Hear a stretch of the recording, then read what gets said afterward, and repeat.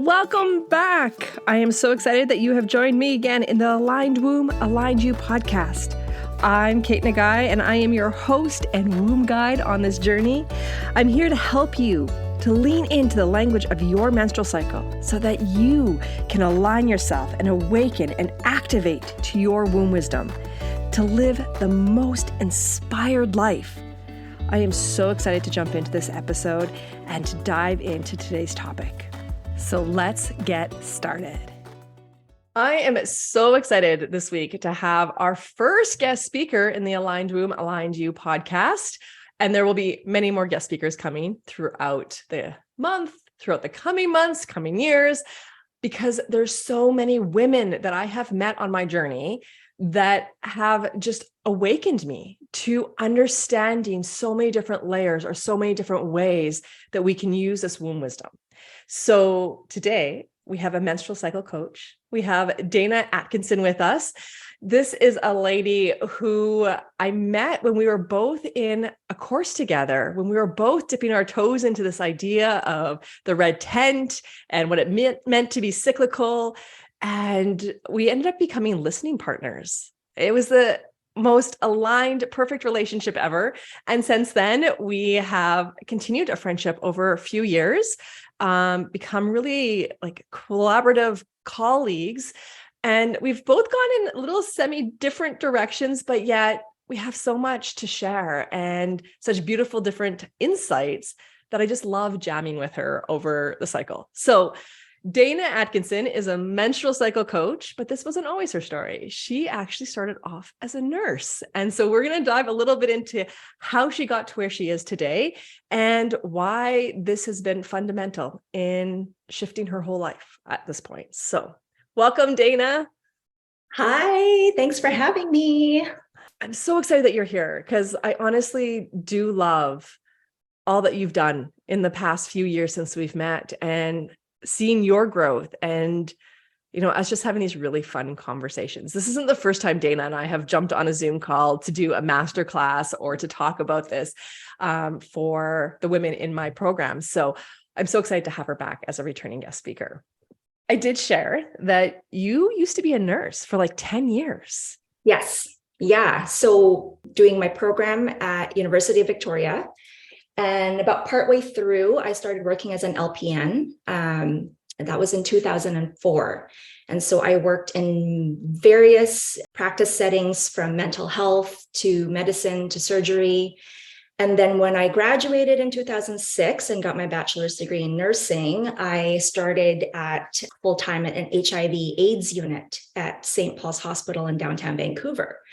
So that was quite the experience and really left, I feel, an indelible mark on me as a person. And then I further explored or pursued further training. So I did get my advanced critical care certificate from BCIT in 2009. And then I practiced as an intensive care RN on and off for about 6 years. So St. Paul's Hospital in Vancouver, all over Fraser Health, so Surrey Memorial Hospital, and all the bigger hospitals in our area. And then I transitioned to being a full-time stay-at-home mom once I had my third baby boy. And then I just kind of focused on being a mom for a few years. And then I think what kind of it was like a little breadcrumb trail of sorts that led me to now becoming a menstrual cycle coach. It was my own personal story back in 2018 when I got my period back after my last pregnancy, and just the struggles that I had and feeling so lost and just really not knowing where to turn for help and not getting the answers that I needed and that I wanted. And just what I loved about nursing to begin with and the education I received as an RN, I loved the principles of health promotion and disease prevention. And I hate to say it, but working in the hospital for the many years that I did, because of the lack of time that medical professionals have and just the lack of resources and lack of staff, we just didn't have the time to really focus on education. Became more about like Band-Aid solutions, and I witnessed a lot of like overprescription and just I didn't love that. I didn't love the lack of education and the lack of holistic options that we provided for our clients. And so, when I had my own period issues in 2018, I went to my family doctor and was immediately provided two options. And it was either go on the birth control pill or go on an antidepressant. Again, both pills. Mm-hmm. There was very little time spent. I love my doctor. She's great, but she spent no time educating me. And maybe that's not her role per se. But then, so whose role is it? Right? Yes. So even in my teens and 20s, when I look back and think back about my experience, I went through very intense emotional roller coasters, and I sought help from many different therapists and counselors. And when I think back on those years, I think to myself, there was no mention of my cycle or my hormones, zero. All of that to say that has brought me now to where I am, where I have just identified this huge gap. There's a huge gap between what our medical system is providing and what we need as women, right? And so my mission has kind of become to fill in that gap, to provide the education, to women know that there are holistic options, to provide that emotional and mental health support that centers the menstrual cycle. I think that's so important, because you're right that so often when we're feeling the emotions, when we're feeling hit with so much and we don't understand it, it's easy to go, this is happening to me rather than this is happening for me. And that has been like a beautiful pivotal moment that I have learned with my cycle, is how much I was lacking self-love in the luteal phase. When we would be quote unquote PMSing, or we are like that nasty person, or we're just moody. Instead, it was like, as soon as I learned about the cycle and the rhythm, and learning that, no, I'm not moody, I'm just tired and I need to go and take time for me. And all of a sudden it opened these gates of so much self-compassion. And I can catch myself when I feel that rise of like, I don't want to call it anger, but you just feel that vibration of like, I feel like I'm going to lose my crap. Rather than me just going and losing my crap because it's everybody else's fault, it's almost instantaneous that I'm like, oh, I need to remove myself. My body is telling me I'm exhausted and I need to slow down, and I'm doing too much for others, when right now this is the time for me to do something for me.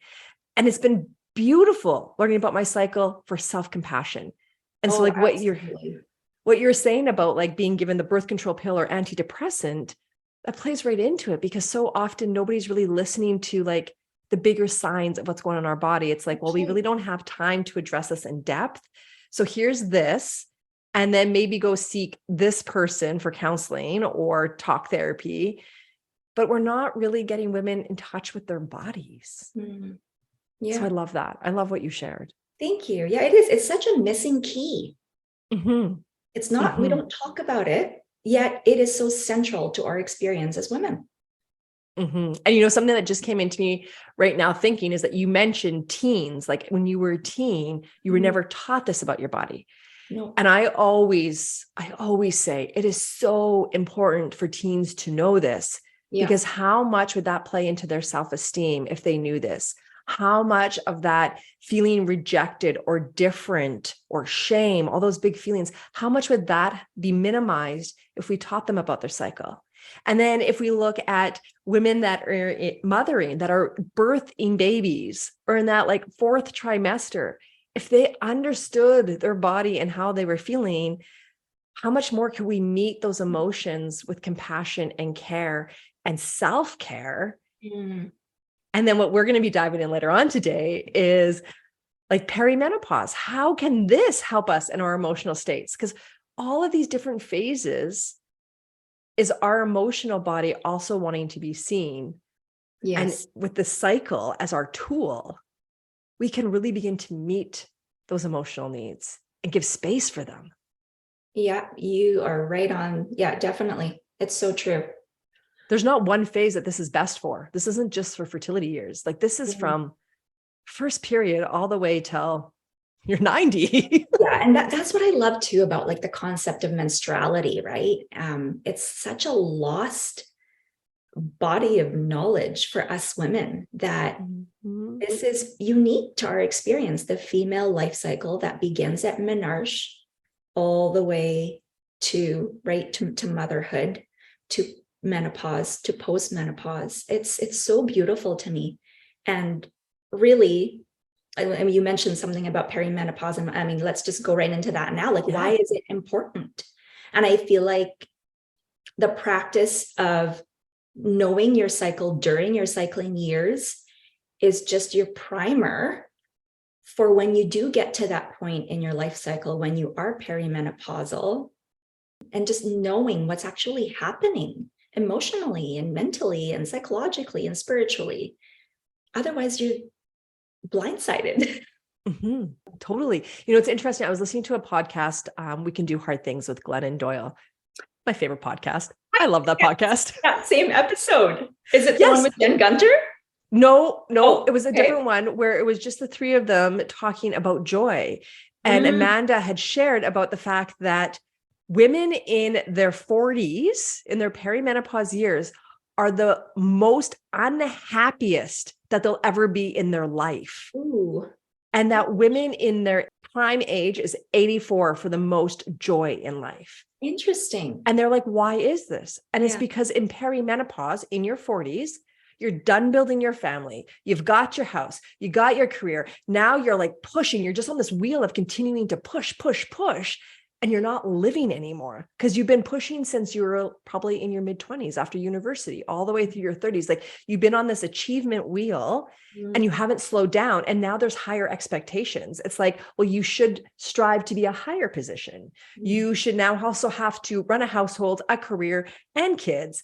And like, there's all this stuff that piles on that we have a lack of joy in these perimenopausal years. And again, like, why is cycle awareness important to know in that time? Because tools to not fall into that trap of being joyless. And to live your life for you, right? Like, rather than being so removed of the experience of like, this is just all happening to me. It's like, well, how can I use my cycle now to feel pockets of joy in all these different elements or set stronger boundaries in certain areas at certain times of our cycle? It's beautiful. That's right. But you know what? Before we dive too much into the perimenopause, which we're going to get into next, everybody, just in case if people are like, what is a menstrual cycle coach? Can you explain to us what it is and what do you do? Like, right, I know it's such a new thing. What is a menstrual cycle coach? Yeah, so I did my training last year with Cycle Coach School with the incomparable Claire Baker. So it's quite a unique modality, cycle coaching, and it's very new, like I said. So what I do is I guide and I support and I teach and I coach women, and not just women. I mean, can be for anybody who loves somebody who's a menstruator, to support them, right? But it's to teach them about their cycle, to teach them about how to live aligned with their natural rhythms, to help them optimize the joys of the different phases of the cycle, and conversely, to help them navigate the vulnerabilities that come with each phase of the cycle. And so when we do that, what that amounts to is just greater ease in our day-to-day life. And it's more feeling more centered and grounded in our being and feeling really alive in our female body because we're so connected to our body and the wisdom that our body offers us.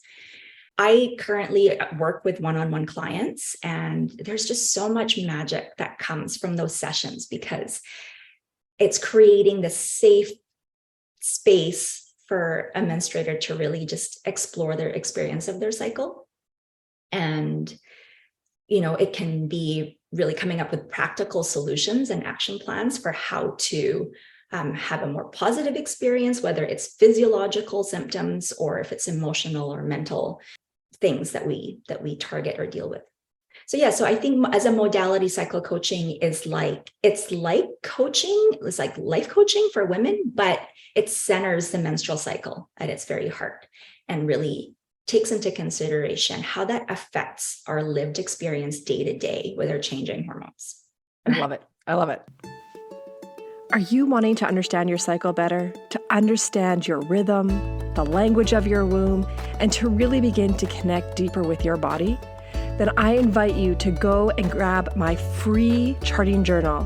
This is a charting journal to chart for both your physical, your emotional, and your spiritual self, to deeply connect to your womb wisdom and to understand how to live more in alignment with your energy, so that you can have more self-love, more compassion, and you can live your life to the fullest with so much pleasure, with so much fun, and with excitement.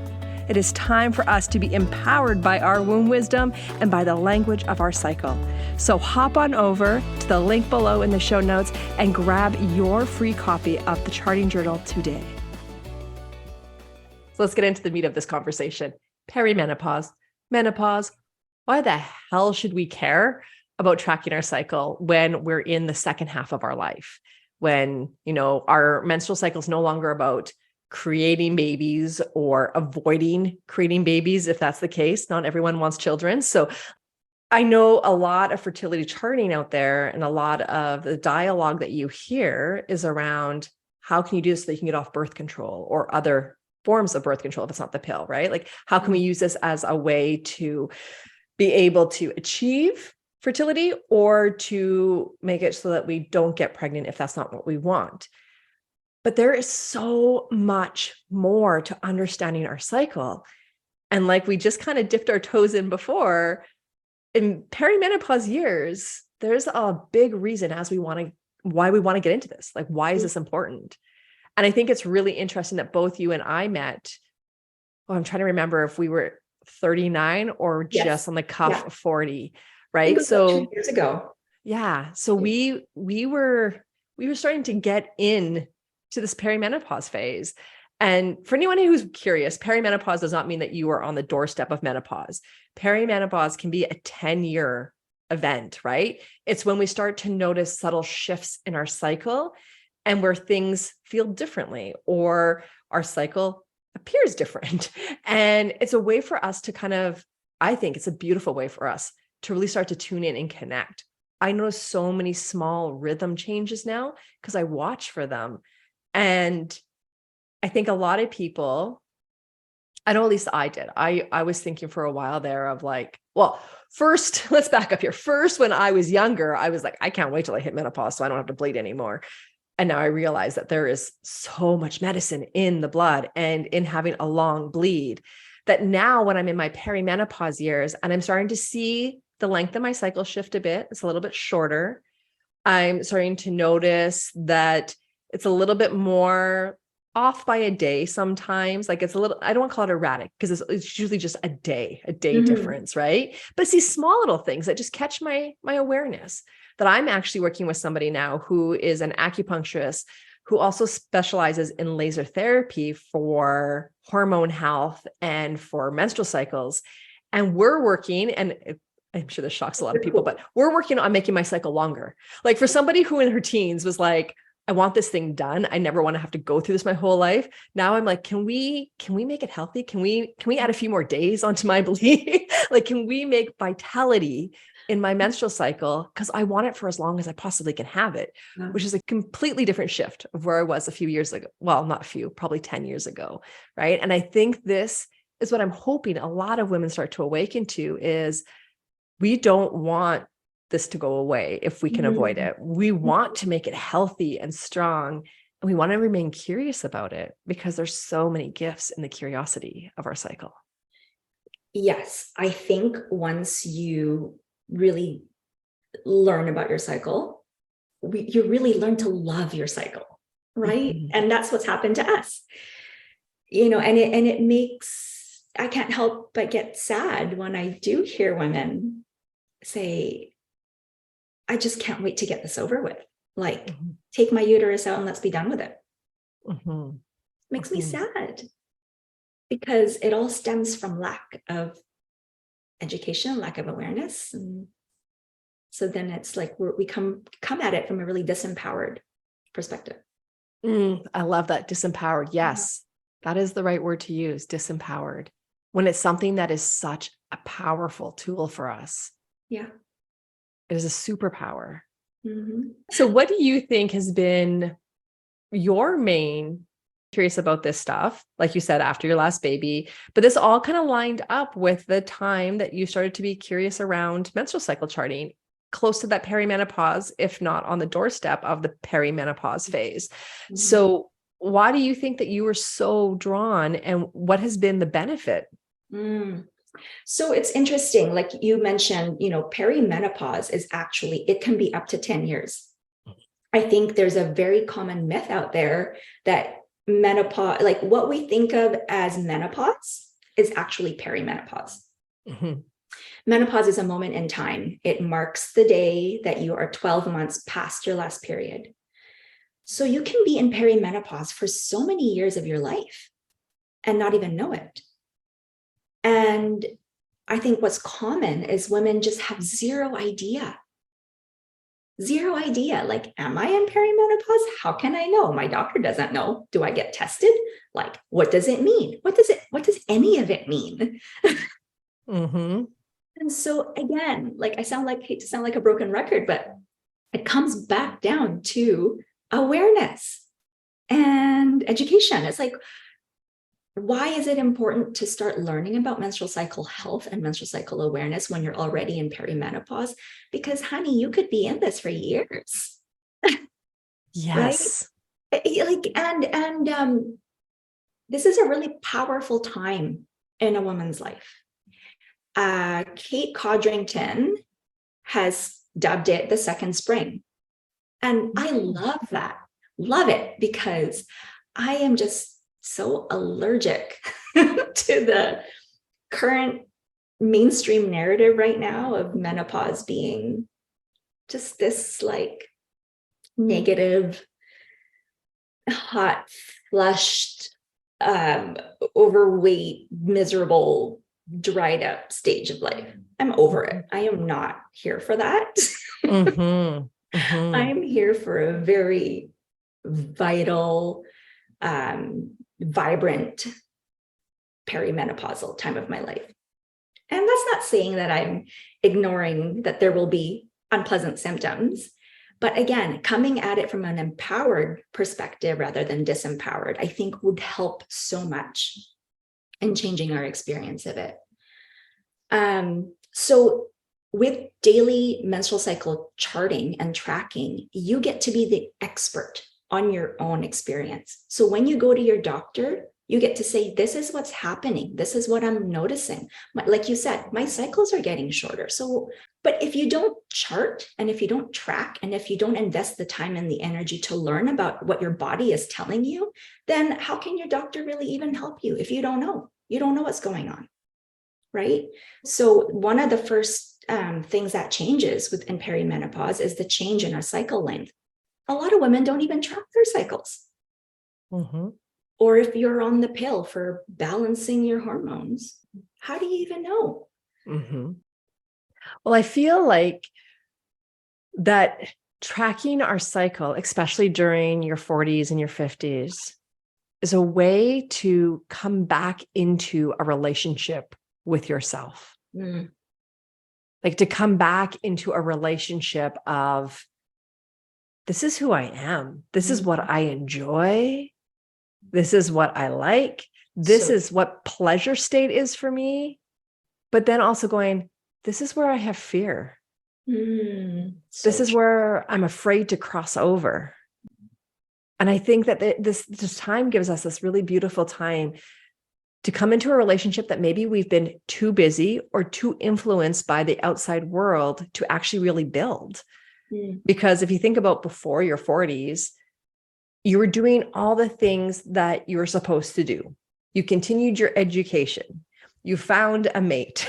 You got a house. You possibly built a family, or you set boundaries around, I'm not having a family, right? Like, but you did all the things in a sequence. And then I read this in a book on the female brain once. They said that it's really interesting because what we're seeing now with women having kids later in life is that their kids, their children, their female children are going to start their menstruation, like hit that puberty stage, just as the mothers are entering into the late phases of menopause in a lot of cases. And so you're both going through, because menopause is like a second puberty. So you're both going through these hormone changes and these different feelings in your body, right? There's different identity crises that are happening here in both cases. And how beautiful is it that if you've done some work in getting to know yourself and then creating space for this new version of you to be born out of, that you can then reiterate that same message to your daughter of, it's okay. This is a new phase. We're going through it together, and it's okay to feel all the feels. And let's talk about how we feel. Like, can we have a house where we just talk about it? I love what you said about the uncertainty, because that is so important. Yeah. And I love how you were kind of drawing back to really the psychological and emotional changes that happen in that stage of life, and how crucial it is to understand what is happening. And that's why I'm so passionate about perimenopausal women learning about menstrual cycle awareness, because it's like I said earlier, it's a primer for what you're going through in your perimenopausal years. It really is identical or correlates to the inner autumn or premenstruum phase of our monthly cycle.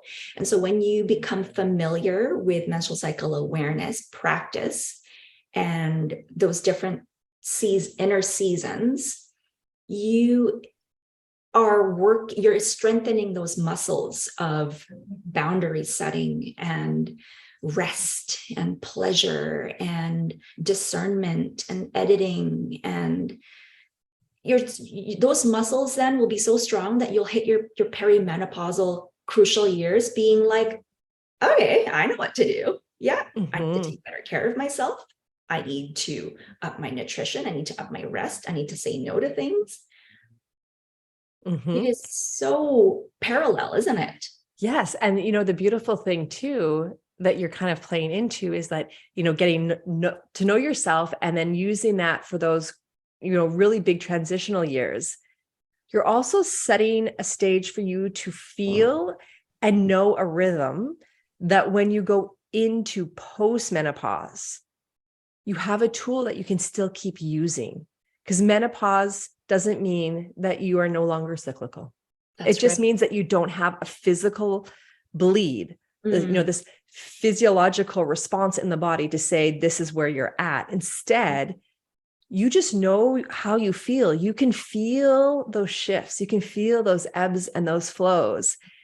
And then when you go into the menopause or post-menopause phase, is that now you can use that for really creative living. It's no longer about, once again, looking for a symptom to tell us where we're at. Instead, it's like, you know what? I'm going to take 5 minutes and just feel into my body. Where am I at?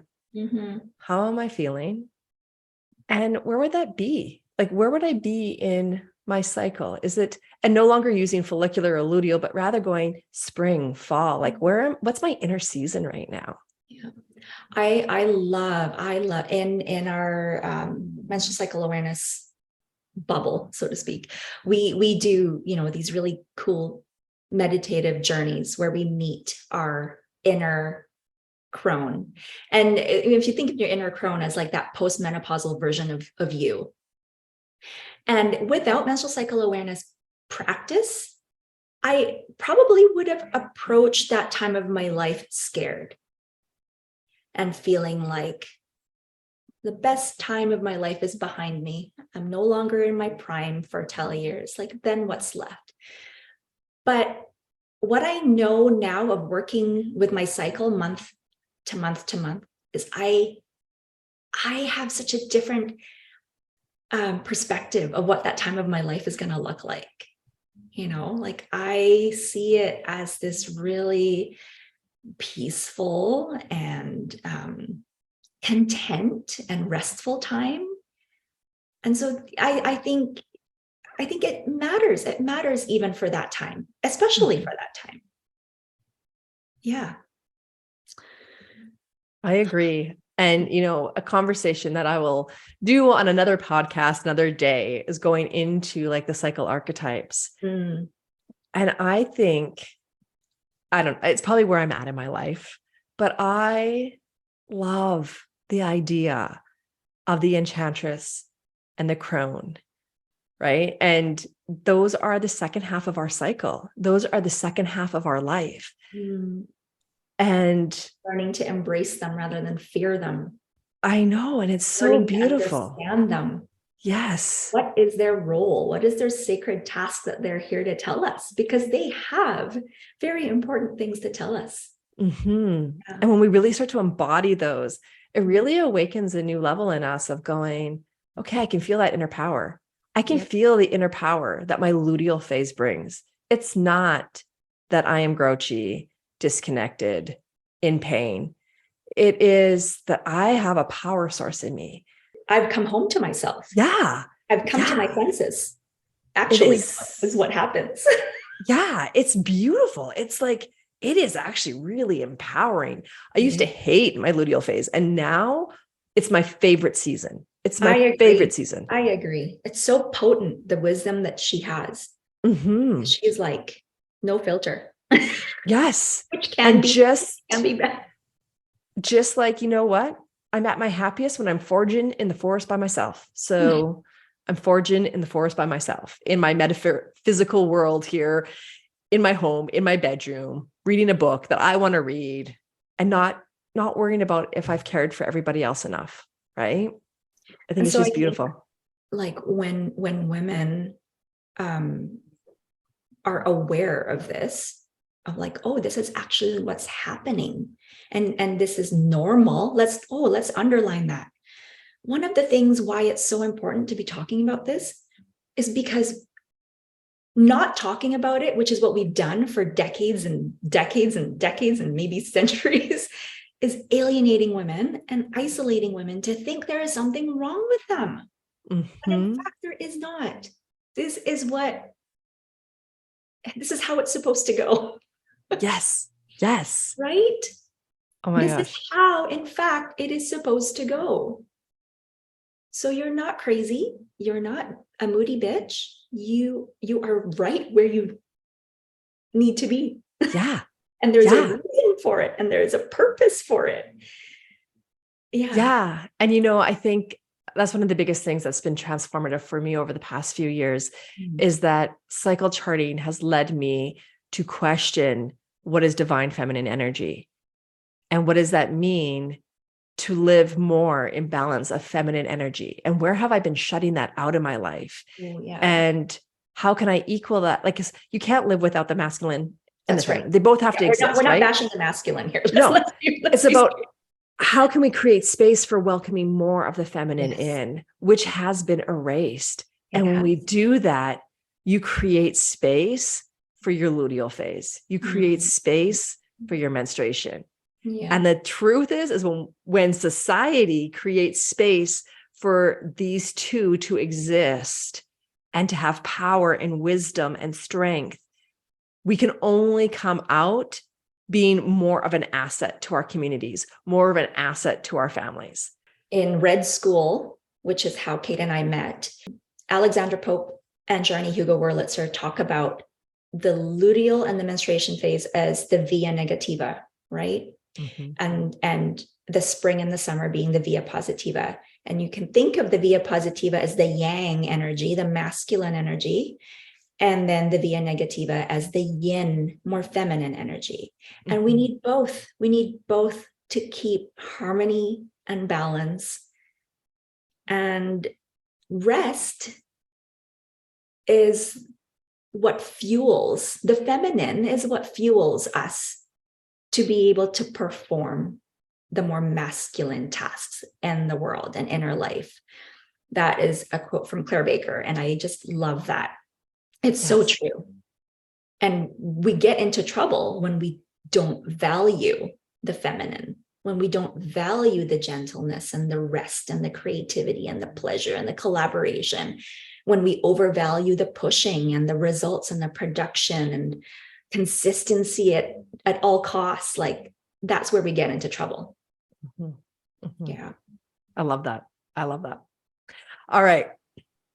So everybody listening to the podcast, this is a new thing that we're going to start doing every week, because really this is what I want this podcast to be about, is how can we start to weave this wisdom into everyday life so that we feel inspired, so we stay curious, and so we start making the changes to come into relationship with self so that we feel empowered. Everything that this conversation existed.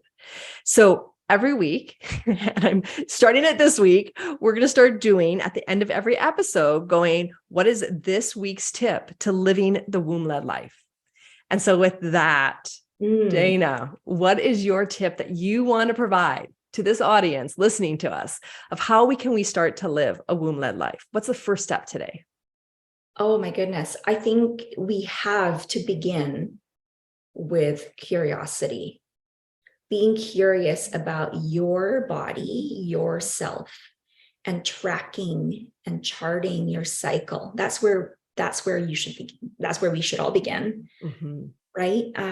Because only we can know about our own experience. We are the expert on our own cycle experience. So by building that data day after day, you're empowered to know what's happening and what's going on. Mm-hmm. And then if you do need to seek additional help from your doctor or a nutritionist or a naturopath or whatever, then you have that data that you've built on yourself. Mm-hmm. And you're empowered. And I would just like to add to that, don't get caught up just in the physical data. Yeah. Start documenting how I emotionally feel. Absolutely. Your mental headspace. Yeah.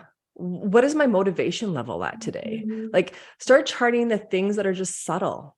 Yeah. When I teach my clients on how to chart, if they do not have a current charting practice, we like to go by the structure of the 4 bodies. And that's charting your physical state, your mental headspace, your emotional, what's alive within you today, and your spiritual space. Like, how connected do you feel to yourself or to the world or to, right? So that's a good start. I love it. I love it.